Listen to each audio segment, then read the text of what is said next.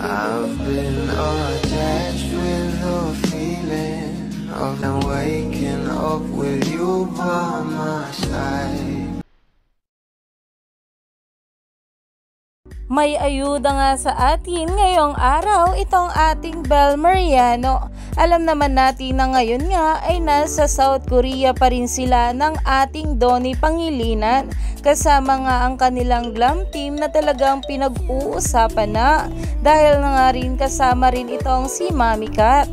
Pero ito na nga guys ang pag-uusapan natin ngayon na kung saan sa IG post nga ng ating Bel ay talaga namang nagpa-IG stories nga ito at merong caption na lunch time na ayon nga sa mga bula ay hindi nga raw ang lunch nila ang pinakita kundi ang kanilang iconic IGs na talagang pinag-uusapan na dahil nga rin daw ito sa kanilang ika-30th anniversary ng ating couple.